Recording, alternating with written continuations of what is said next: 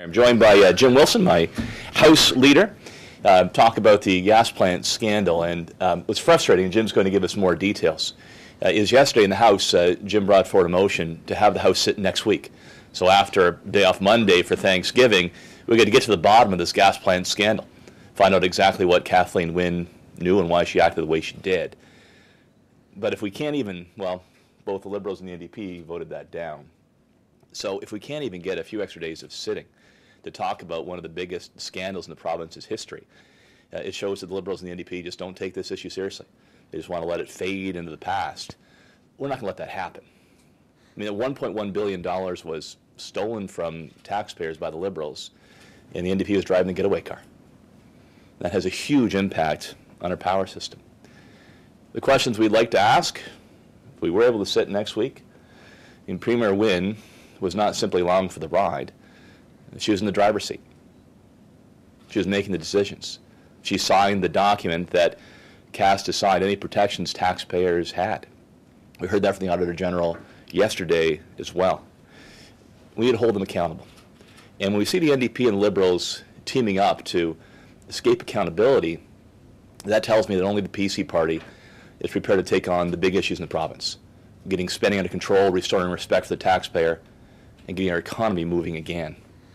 The other two leaders, the other two parties seem to contend that the status quo is good enough, that $1.1 billion is just the cost of doing business. We know Ontario can do a lot better than that. And I'll continue my push for full judicial inquiry.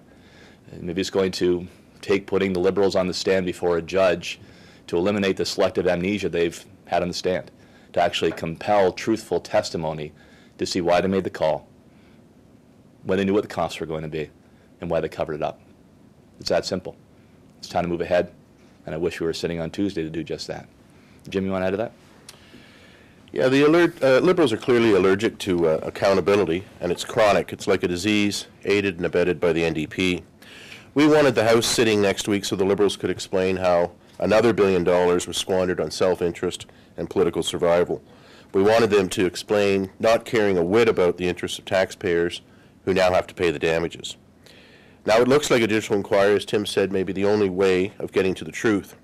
Putting forward the motion to sit next week was the only legislative tool we had to induce the Liberals and the NDP to forego their holiday and for the Liberals to face the music emanating from an extremely critical Auditor General's report. But both parties decided to hightail it out of here. The NDP are now, more than ever, Liberal enablers. We're talking over $1 billion in squandered money, and the NDP doesn't think a judicial inquiry is necessary, let alone giving up a few days off.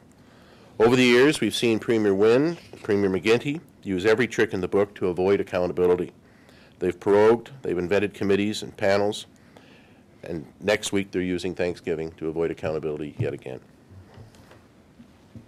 Thanks. Have you any questions?